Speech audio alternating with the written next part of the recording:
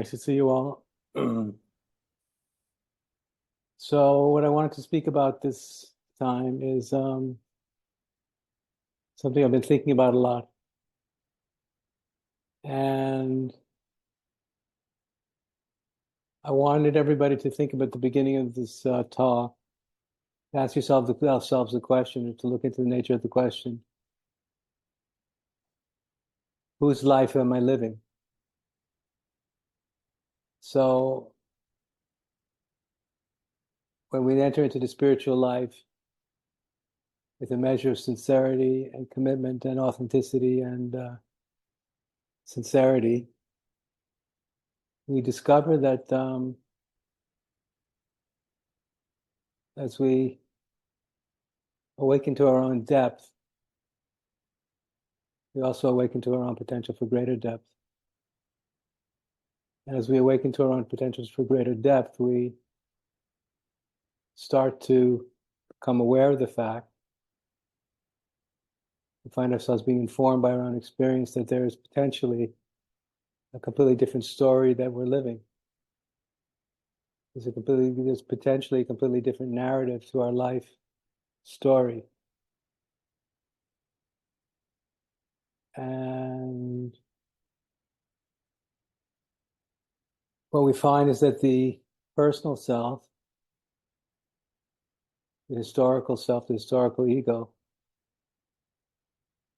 has its own narrative about what it wants, what life is supposed to look like, what our likes and dislikes are, how we see past, present, and future, etc., our preferences and our things like that.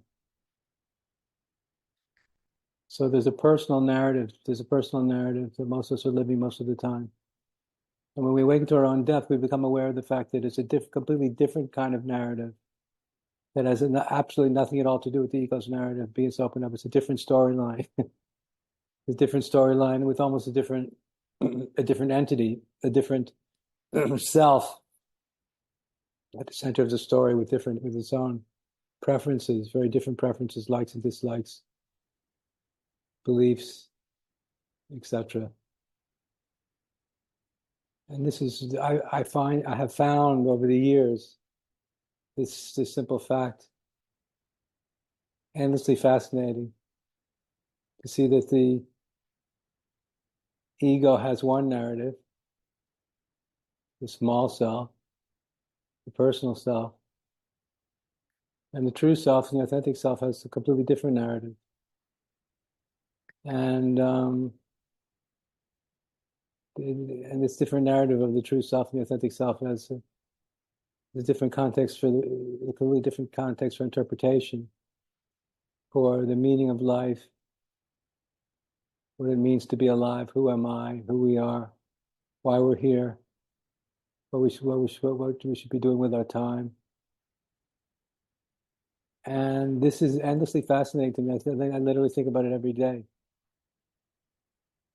So at the beginning of our time together tonight, or at least it's nighttime where I am, think for a few moments to yourself about how your ego sees, your ego, your personal self, your frontal self, how your ego sees the challenges and dilemmas and exhilarations and disappointments of your personal life, of your life lived through the personal sphere of the separate ego. What does that story look like?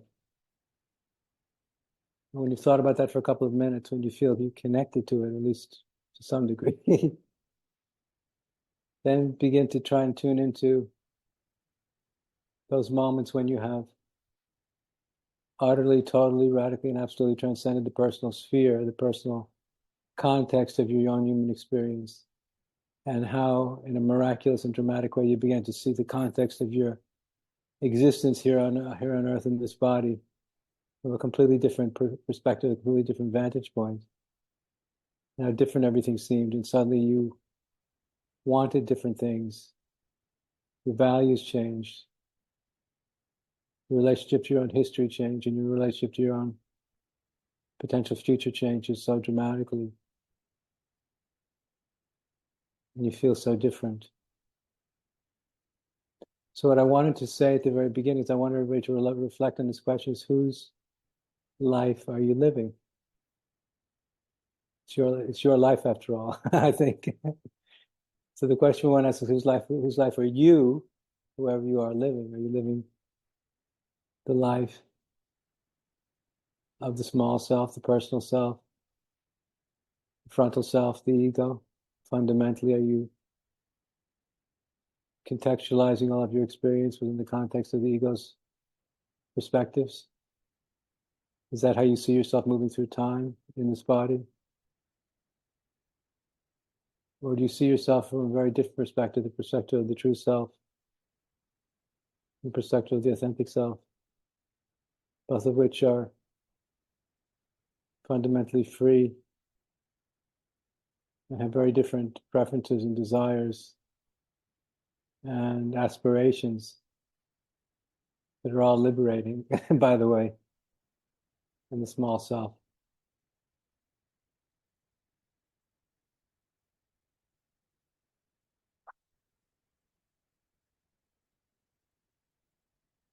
I remember a long time ago, I realized that the true self, the authentic self, versus the ego, the small self, they're like parallel lines that never meet. They're independently self-existing, but they are not. They never intermingle. They're different contexts and different pathways through space, and time. Yeah, so I want everybody to ask themselves and to look for yourself into whose life are you living? What that means is which story are you using to interpret your relationship to this life, to this moment? Are your decisions and your preferences and your choices based upon the needs of the small self? Or are they made based upon the preferences of the true self or the authentic self?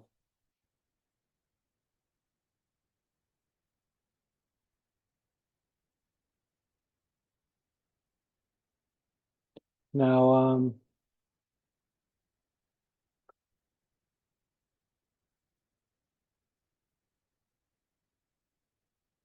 a lot of people think that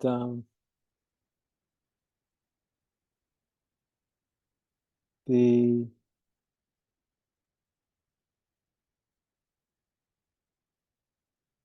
experience of spiritual awakening is about feeling great all the time. They think, oh, enlightenment is a good feeling that you have all the time. If you're lucky enough to awaken to enlightened awareness, it means you're going to feel good all the time. You won't feel bad. You'll always feel good. It's rather simplistic and a little bit reductionistic and ridiculous, but it's not that far from the truth. So the idea is that there is the false idea, or the wrong idea, the wrong understanding is that enlightenment is a feeling. It's a higher state in which we feel good and we don't feel bad. And while there might be some partial truth in that, it's not the actual truth. And what I wanted to say is that the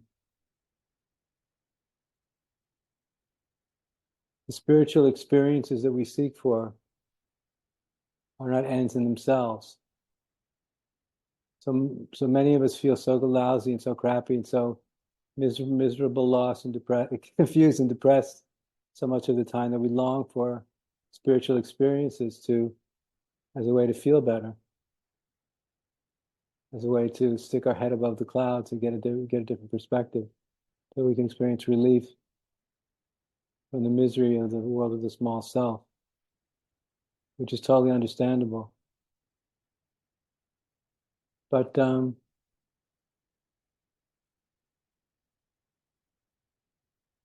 one way of looking at the meaning and purpose of these kinds of experiences, these liberating experiences of peace and joy and happiness and clarity and insight and revelation, I see them as forms of seduction. This is just a way of seeing this. As I said in my last talk, please don't take anything I'm saying literally. I just find different ways to express my ideas and ways to help give people different perspectives on very subtle truths. So I see these experiences as, to use mythic language, it's God's way, or the Absolute's way, or the Divine's way of seducing us.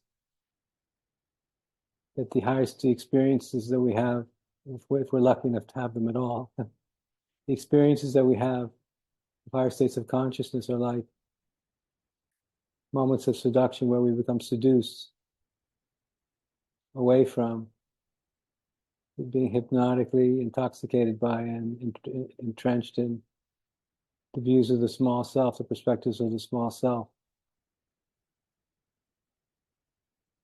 So you'll notice that in moments of the greatest spiritual happiness, the greatest spiritual joy, when you're really experiencing, if you're lucky enough to have these kinds of experiences, if you're lucky enough to experience that peace that passeth all understanding, unbearable and unreasonable joy, penetrating clarity and penetrating insight, and the awareness of the presence of the infinite, that which is timeless and formless and beingless and endless, presence of eternity, really deep moments of ecstasy.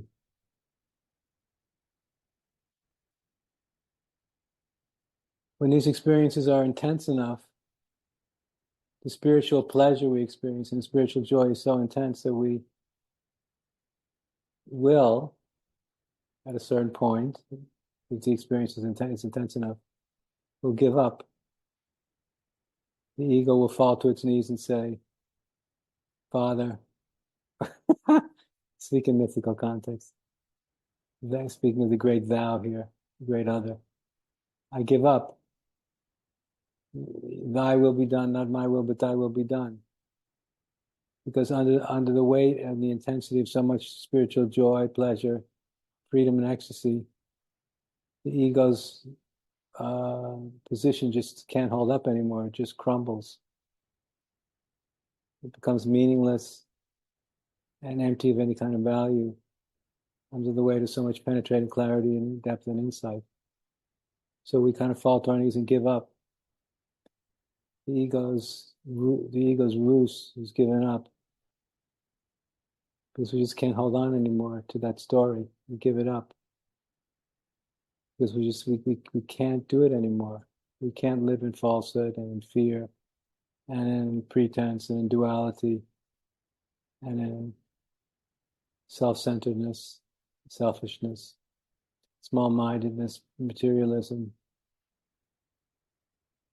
narcissism, arrogance, etc. We just can't do it anymore. We can't bear it.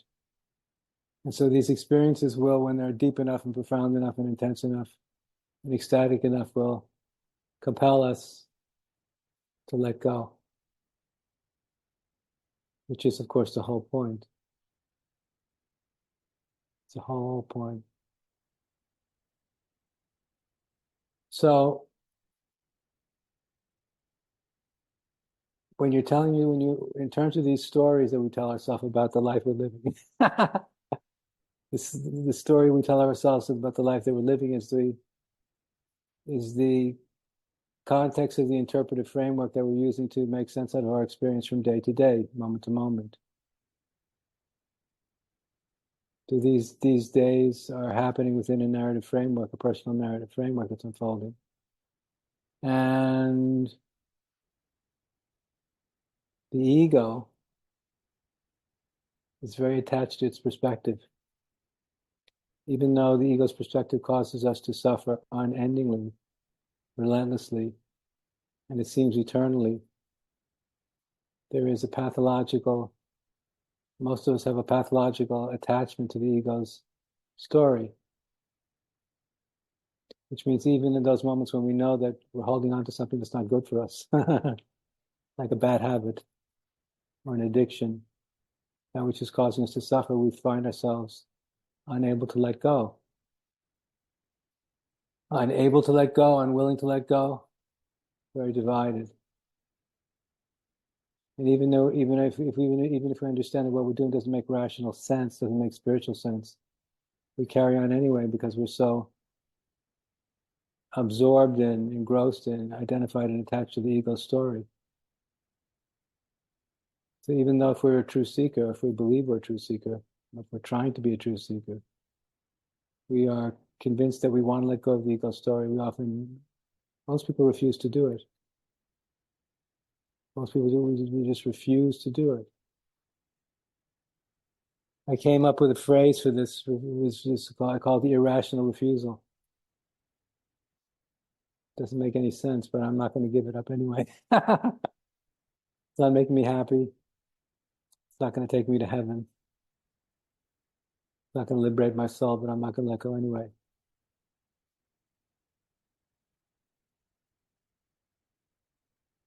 So, to try to understand that these spiritual experiences, these moments of higher consciousness and higher states of consciousness, are meant to seduce us away from the worst parts of ourselves and to convince us that it's okay to let go, that it's safe to let go, that it's sane to let go, that it's liberating to let go. It's the whole idea. Because letting go is the whole point when it comes to enlightenment. That's how it's done. It's by letting go. And you can see this in a very concrete way when you give attention to the inner narrative that I've been speaking about, the narrative story, the story that you're telling yourself about your life and your relationship to the life that you're living. You're living in a story the story is a story that you tell to yourself about who you are, where you've come from, where you are now, and where you're going, and what it all means. That's the story. And the awakening to enlightened awareness, the awakening to God consciousness, presence of the Absolute. The Absolute asks us, will you please let go of your personal story? I love you. This is what we were being asked to do by Spirit, to let go of our attachment to our personal story. Because the God principle wants to take up that space in our hearts. But most of us don't have any room for that space. We don't have any room for God because all that space is being taken up by the small self and its story. So the Absolute is trying to seduce us over and over again with these extraordinary experiences to convince us to let go of the story of the small self. It says, please let go of that story. Please let go of that story. I love you. Please let go of that story. I love you. And the ego doesn't want to let go. That's the challenge. This is the inner spiritual battle that we all have to engage with sooner or later if we're serious and we're sincere.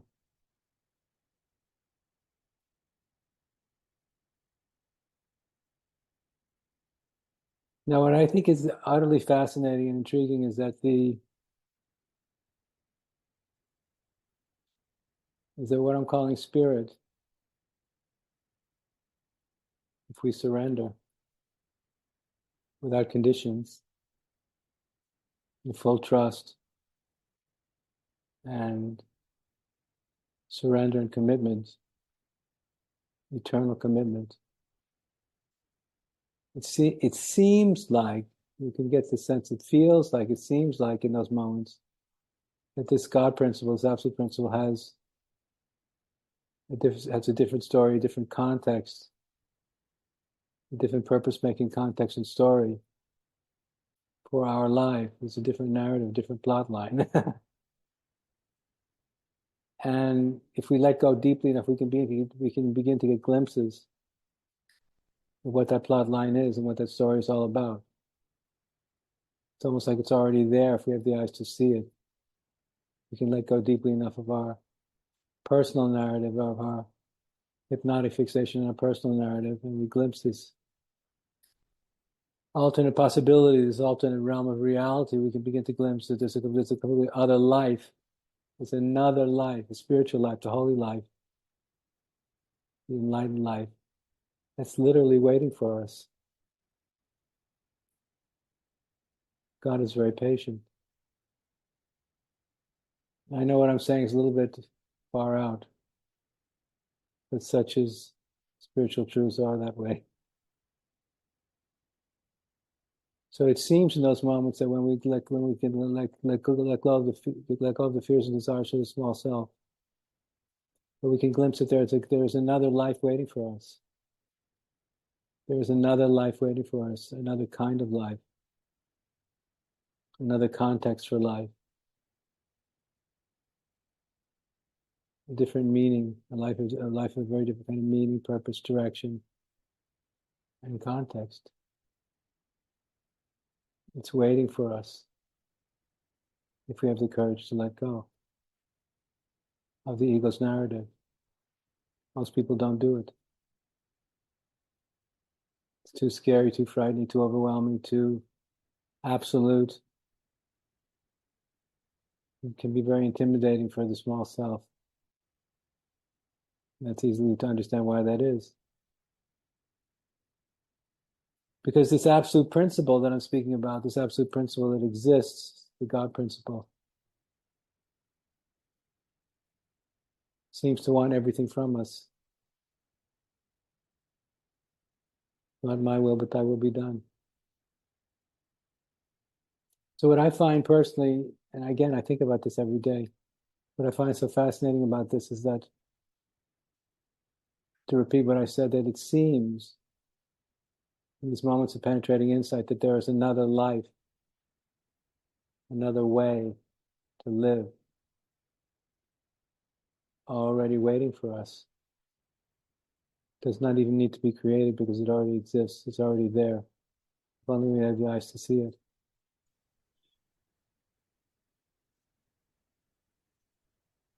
So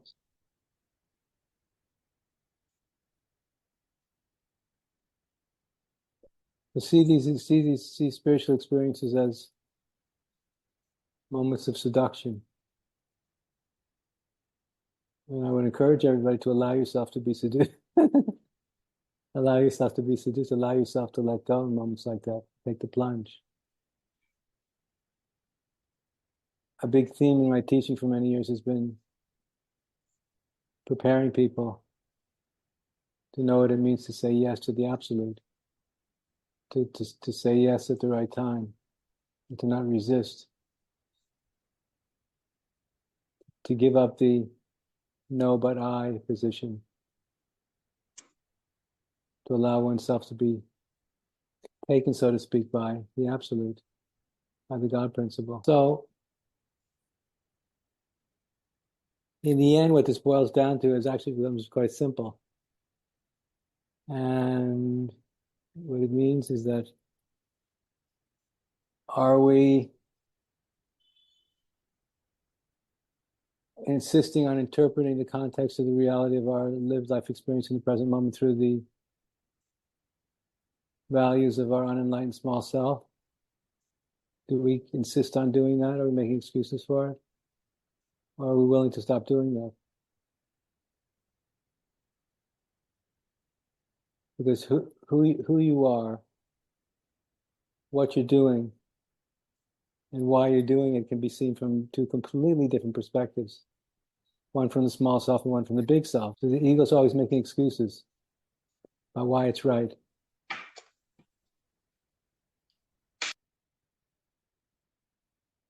If somebody has their mic open, I can hear the echoes. Closed now. Okay. So the ego is always insisting on its own perspective being the truth, whereas the true self knows that it's not the truth. It's just a relative perspective. It has nothing to do with eternal happiness or eternal freedom. So when you think about your life, and you think about what you're doing and why you're doing it, where you come from and where you're going, try to apply some of these thoughts, these ways of thinking about reality, about your own life, about being human. But most importantly, about the relative context for the human experience or the absolute context for the human experience. They're very, very different.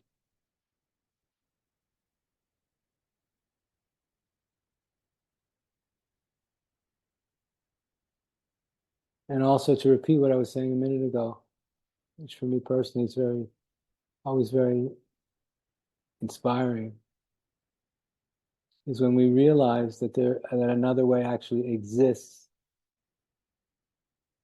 that is beautiful and perfect and liberating and true. That it already exists, it doesn't need to be created. Almost like it's waiting for us. If only and when we have the eyes to see it. We just simply have to go there because it's already there. Not something we have to create. We just have to recognize it and step into it. It's like entering into a different dimension of reality, a different dimension of existence,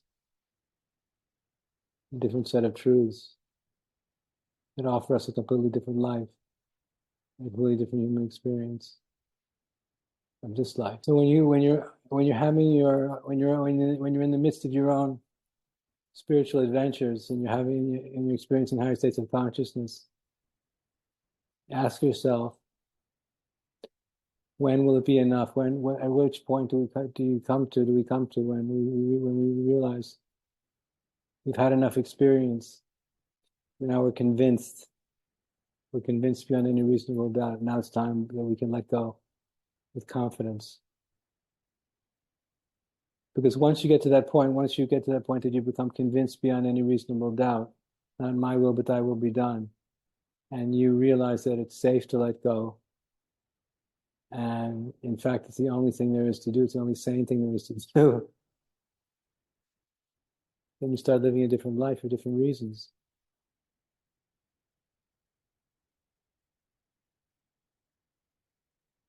And you stop resisting.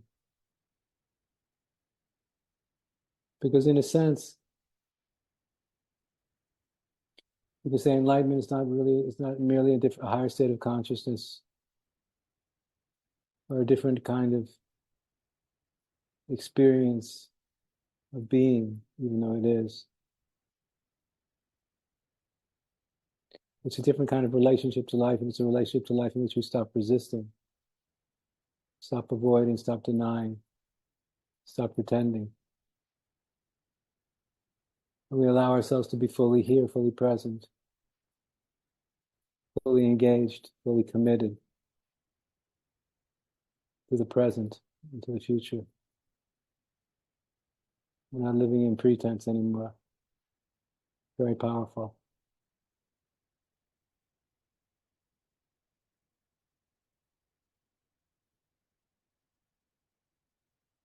The ego is always telling us that this isn't it. The real thing is coming down the pike, but this isn't really it. And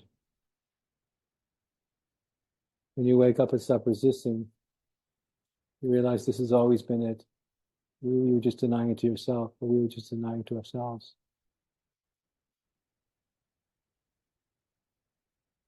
So when we stop doing that, it's a big sign of what it means to be free, what it means to truly be awakened, which means you're living life fully and completely and totally and absolutely with absolute commitment to reality. not only to being free, but to being real. I wonder if anybody has anything better to do. I remember this started to become clear to me when my guru said to me, he said,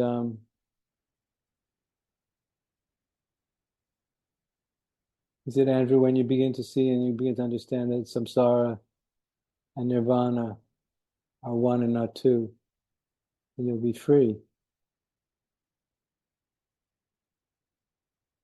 Which means every single moment is inherent in every single moment, no matter how it seems to feel or what it seems to look like. Inherent in every single moment is the totality of reality. Inherent in every single moment is the totality of reality. And if we understand this, we stop dividing life into different parts and different pieces. We see each moment and each event in the context of the whole. And the whole in this context, of course, is infinite. So it means we're always immersed in and aware of the infinite context of everything we're experiencing. So when we stop dividing reality up against itself, we kind of awaken to where we always truly are, which is here.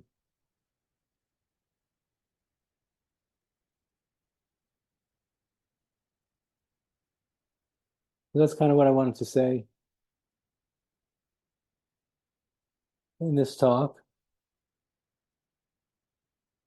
There's one more piece I wanted to add at the end.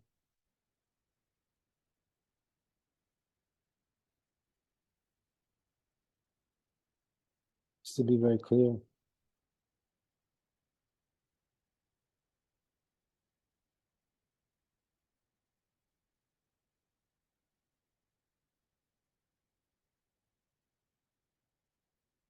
In evolutionary enlightenment, we of course talk about God being the absolute principle being, the sum totality of everything that exists and everything that does not exist. That's the absolute, which is everything and nothing. So, in evolutionary enlightenment, we divide everything and nothing into two categories, the categories of being and becoming, or nothing and something.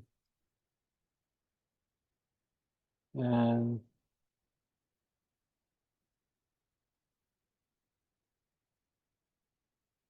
if we're spiritually ambitious, if we're truly spiritually ambitious, which I think we should be, but if we're truly spiritually ambitious, what we want to aim for is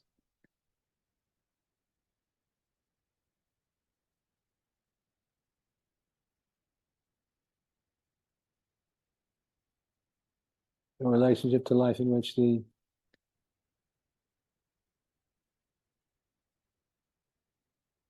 past is dead,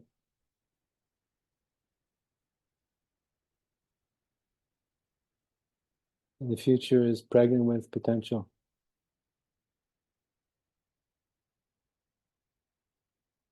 So when I say this, I want you to think about your own relationship to life, to time, past and future.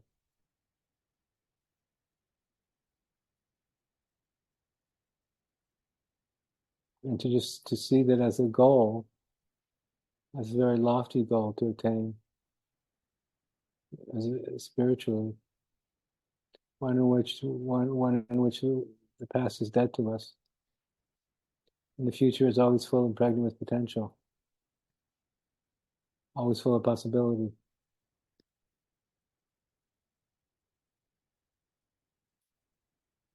This is what we want to work towards in terms of our spiritual practice and our spiritual dedication.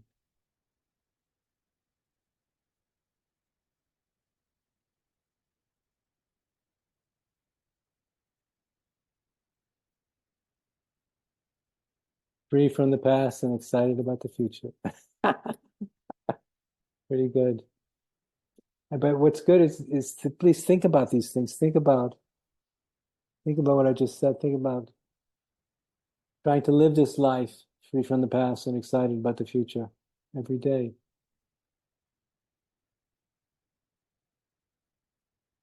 Because that's what liberation looks like when it walks and talks. When it looks like you and me, that's what it looks like. Free from the past and excited about the future. Pretty good. And keep it simple. The perspective of enlightened awareness remains liberating only when we keep it simple. If we start exploring too much complexity, we lose it in an instant. Because the absolute principle, these absolute perspectives are simple. So we have to find the spiritual courage and maturity to hold all the reality of the complexity of the human experience in a context of great simplicity. Great simplicity. Where it's either this or that. Fundamentally. So just to finish, think about, please, a lot of these things that I've been saying in the context of the life you're living right now.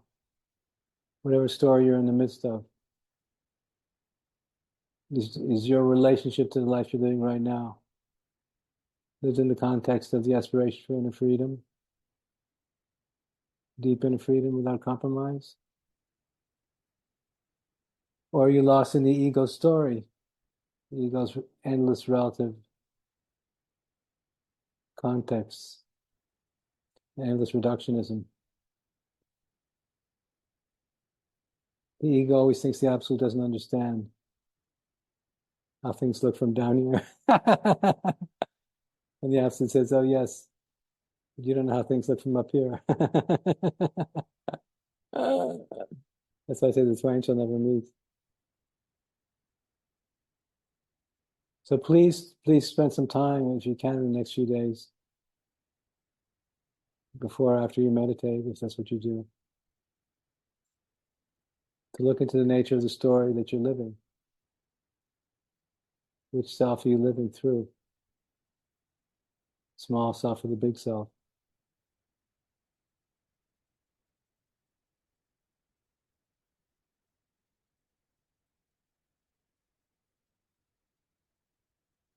These ancient traditional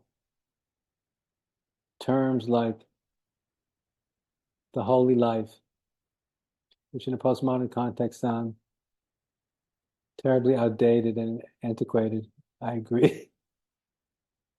But in spite of the fact that they sound outdated and antiquated, they still mean something. The holy something that used to be called the holy life still exists. It's still possible to live the spiritual life so deeply and so profoundly and so authentically that a different kind of life begins to be revealed through doing so. So what used to be called the holy life still exists as a completely different relationship to life and a completely different way of living, according to different kinds of principles, different kinds of perspectives. So the holy life still exists. Don't think just because a term like that doesn't sound paper post conventional that it doesn't still have value and meaning. It does. Most postmodernists don't really believe that such a thing like the holy life is viable anymore. Not that it ever was, maybe, from their perspective. But I want to encourage all of you to believe that it is viable and it actually exists. Which means nothing more than enlightenment exists. That's the whole point. Okay, thank you. And what I like about speaking about such a thing as the holy life is, in the way that I've been trying to explain it, is the fact that if you're hearing what I'm saying, you're realizing that it already exists This other life already exists. It exists right now.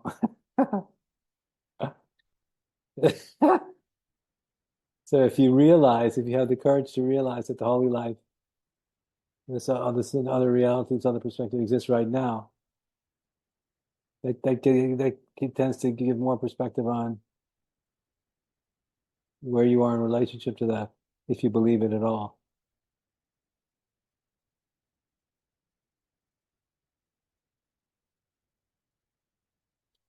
In postmodernism, we live in it's a time of materialistic bias and faithlessness. So when you live in a context of secular materialism and faithlessness, there's no ontological or metaphysical, even philosophical or cultural pressure upon you at a soul level to make room for an absolute principle or another dimension of life. There's no pressure at all to believe that these deeper and higher dimensions of reality actually exist. Deeper and higher potentials, these deeper and higher potentials exist. Because if they do exist as ontological truths, then we have to have a relationship with those ontological truths. If they don't exist or we don't believe they exist, we don't have to worry about it because it doesn't exist anyway, or it might not exist anyway, or probably doesn't exist anyway. Probably all just woo-woo fantasy madness. But if you realize that these ancient discoveries about reality are as real now as they were then, and you have to have a relationship with them. Either you believe that they're real or you don't believe that they're real. Even if you don't believe that they're real, that's a relationship. But it's better to have a relationship than no relationship.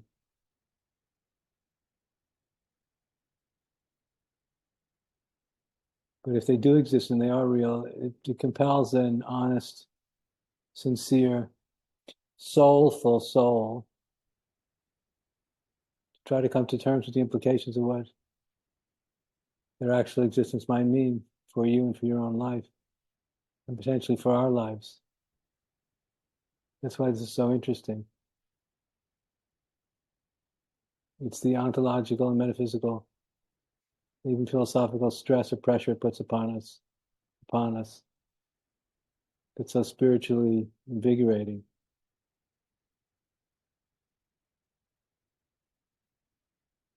Would we dare to believe that such a thing as a holy life actually exists? Spiritual life actually exists?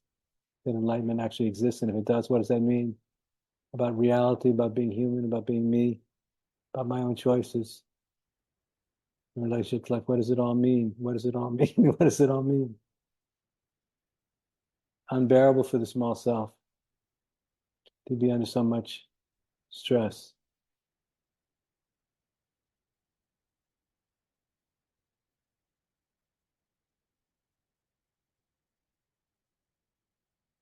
But I think that's a big part of what living the spiritual life in earnest is all about. It requires us to wrestle with these big questions, earnestly, sincerely, and deeply.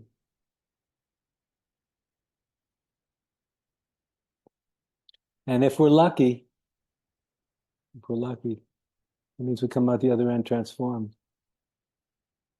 How beautiful is that? How wonderful is that?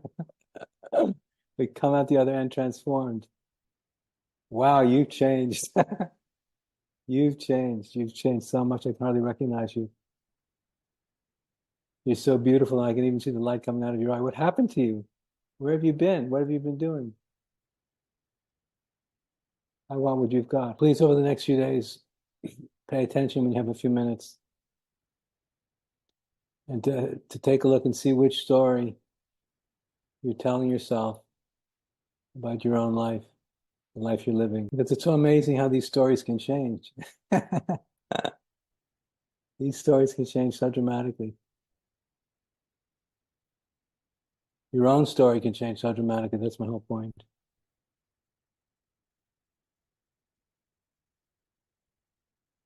so dramatically that you can't even believe it yourself.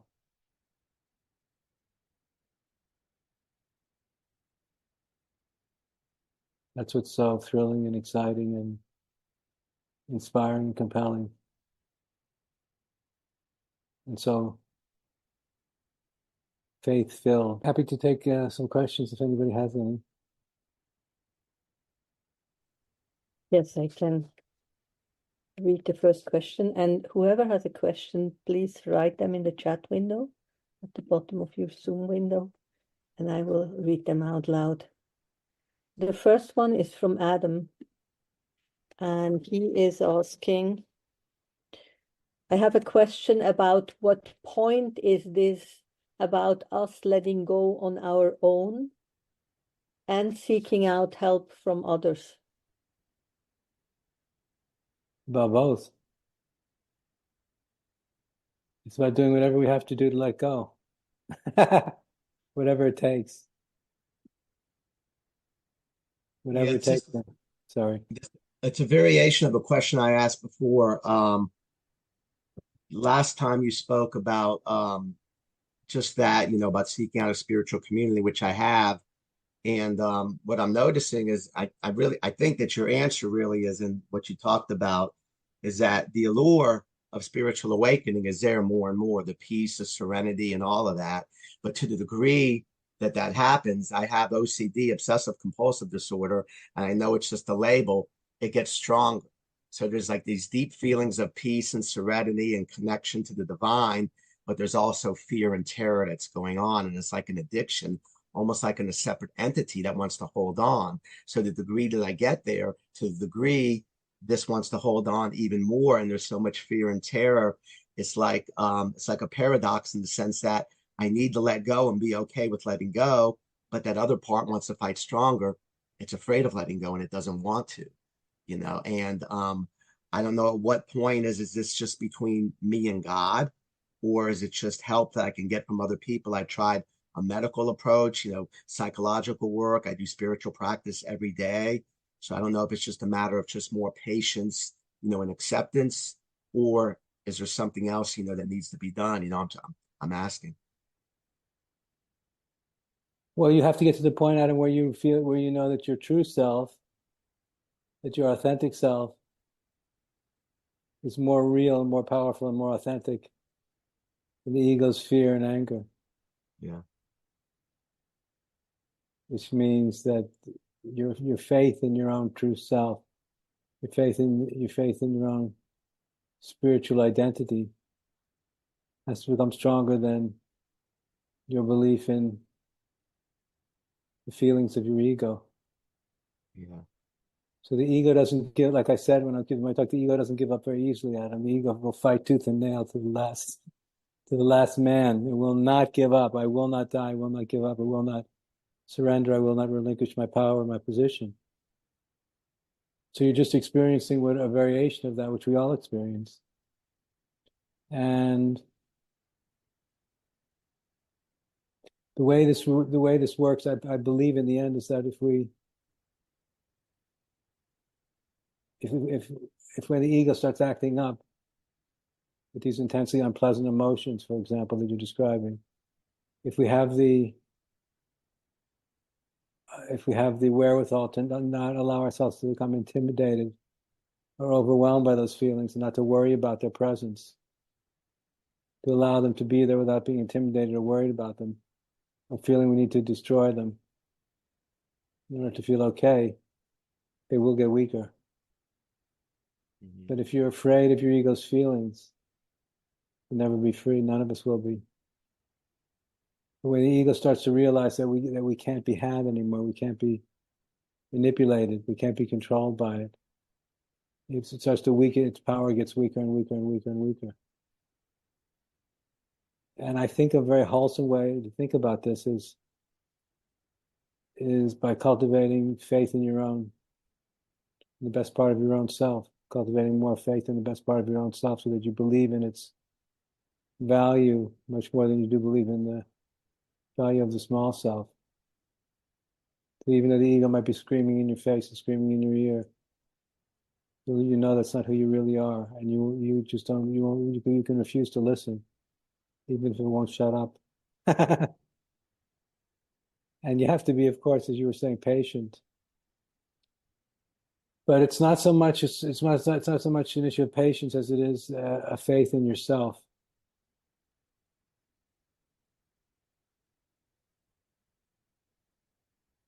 I guess So the it's like a more, catch. So I'm sorry, go sorry. ahead. Go ahead. Just gonna say, I guess it's kind of like a catch 22 for me. Is like I had the insight, I had the experience, I've had the revelations, but what happens is that many times that fear and terror, it's like I'm in heaven, but at the same time I'm experiencing like this psychological burning. It feels like a psychological hell, and it becomes dominant. It actually feels like there's an entity I'm being psychically attacked.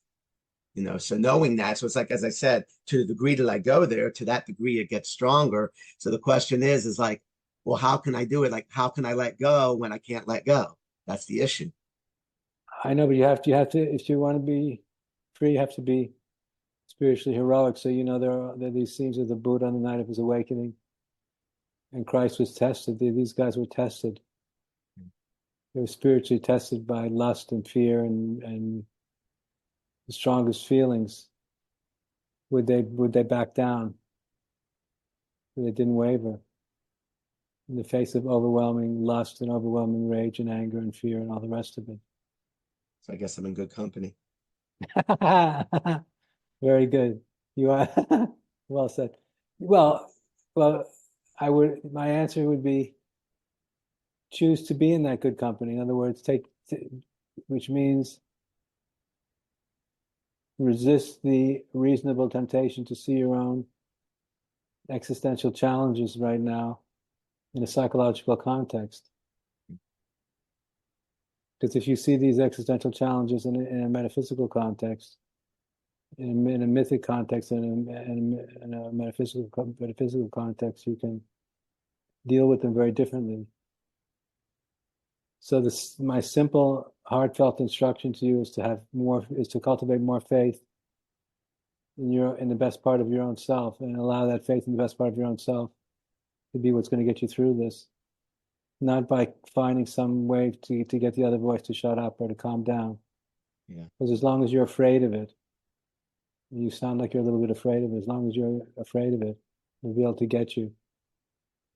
But if you get to that point where you're not afraid of it anymore, it doesn't mean that you enjoy its presence or find it uncomfortable. So when that part of you starts to know that you can't be had anymore, that you have more faith in your true self, sooner or later it's going to give up. I just hope it doesn't get a lot worse before it gets better. But Adam, where would a thought like that come from? Well, There's a obviously, thought. yeah, it comes to No, my listen. mind. Yeah. Hold it, slow down. The mind doesn't exist. The mind talks through a vehicle called the ego. Yeah. So where does thoughts like that come from? That's an intimidating thought. Your ego came up to intimidate you to do that. Your ego came up with a thought like that so it could intimidate you. I guess it's because of the experience that it feels like it's getting worse. Yeah, we feel all kinds of ways. It's like the subconscious stuff. It's surfacing. It's bleeding through the conscious mind. No, I get what you're saying. I've had all kinds of dreadful experiences myself and feelings. I know what you're talking about. Yeah. But that what you just said came from the worst part of you. Yeah. Yeah. You're right. Because if you believe that, then you'll be afraid.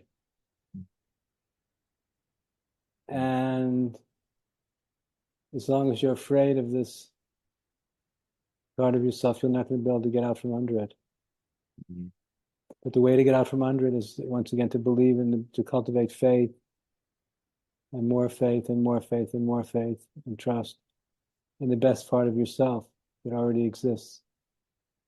And to put all your faith in that alone. And that will carry you through, I promise you. But you've got to do it. I can't do it for you. I understand. Yeah. And that means at times it's going to be difficult. It's going to be very difficult for all of us who are going to face difficulties. Which is fear is one of those difficulties.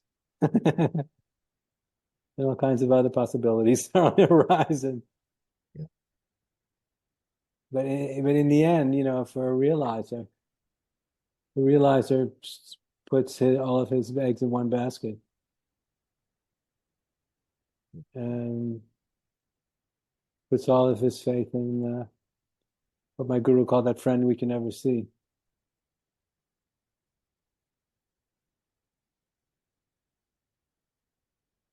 And I don't know how familiar you are with my teachings, but one thing I teach very much is the practice of no relationship.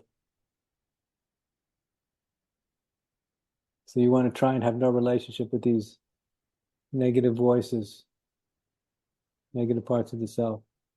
So let's say the negative voice shows up and starts blabbing in your face, threatening you, trying to frighten you and intimidate you. You don't need to react. You don't need to respond. You can be aware of it, but you can choose. You can choose. You can choose to have no relationship with it.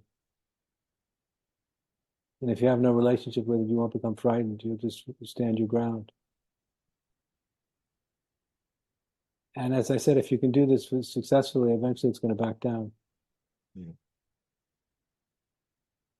As long as these negative voices know they can intimidate you, that's what they live for. The thrill of intimidation, the thrill of dominance. But if they know you can't be had, they're going to give up sooner or later. They'll prey on someone else. Yeah, and there's a tendency to want to fight it, and I know I can't do that. Well, I'm telling you how you can fight it, which is by believing the best part of yourself. Yeah. I have to make that an hourly practice. I'd say every second. Every second of the day. Yeah. And I'm not telling you something that I don't do myself. We all have to do this. Yeah. We all have to fight the good fight if we want to be free. Okay?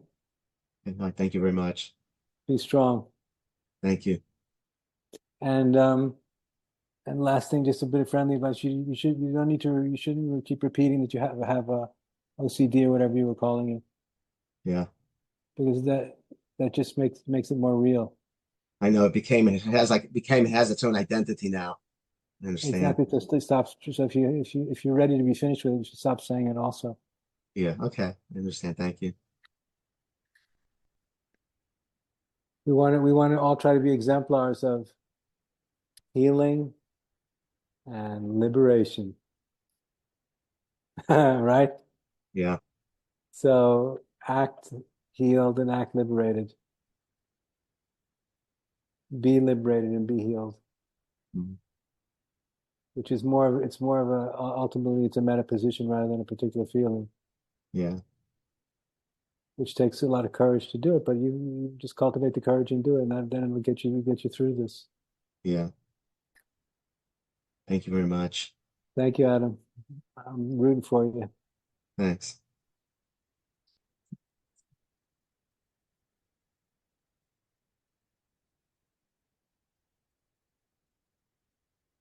The next question is from Fred.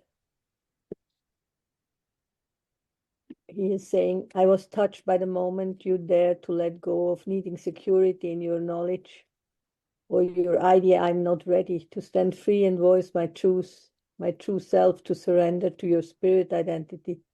I felt already for years that my experiences have convinced me that I can feel called to verbalize a new spiritual vision that combines a humanity bring pulled into a new deep context of becoming a galactic humanity that is in contact with higher evolved cultures that have gone through their own transformation, that is connected to a new horizon of self-knowledge and transcendence of death, and doubtless experience that our reality is spiritual in nature, which also brings the conviction that death is not real.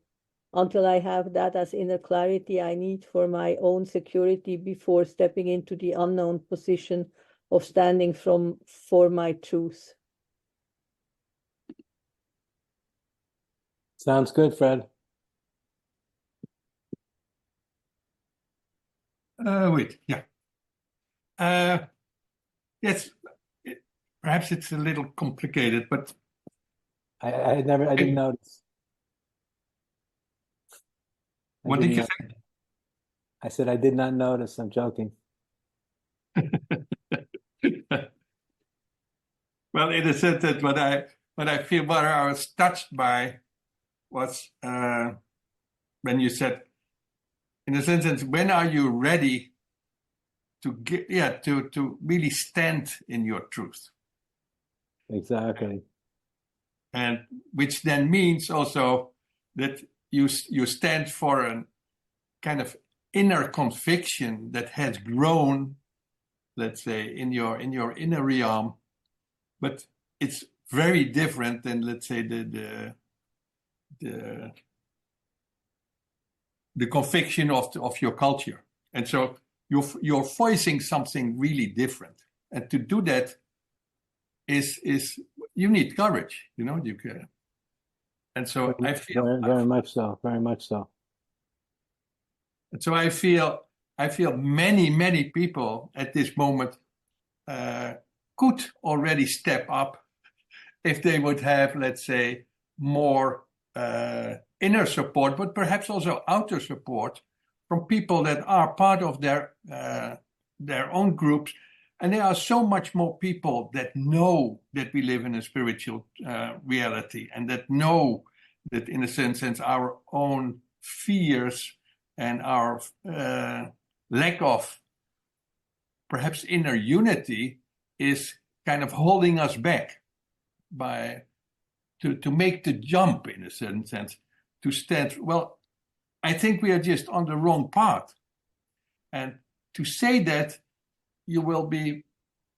that's the fear, you will be blown away by many people who defend their own truth because they feel also so much in doubt whether their side is right.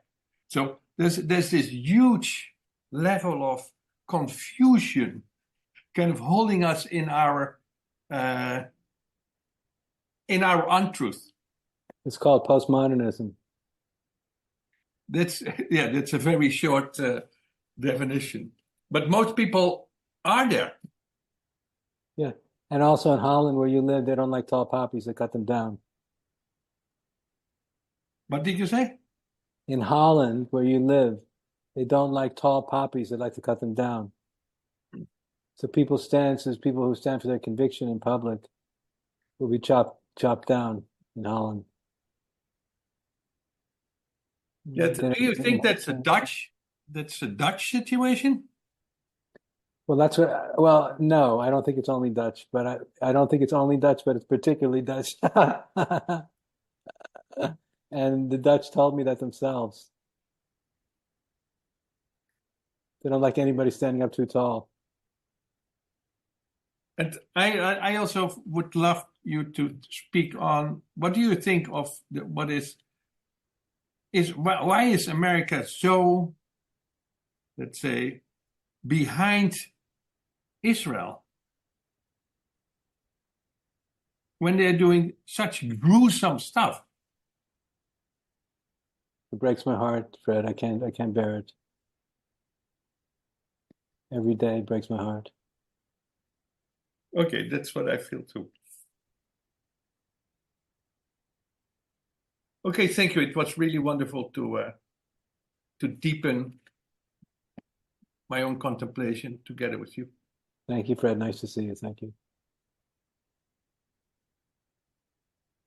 I have no more questions, Andrew.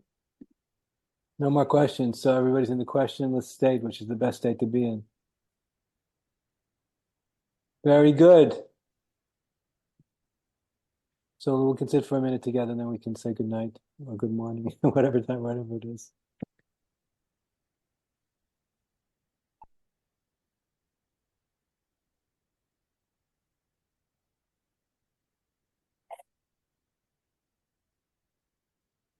Thank you, everybody.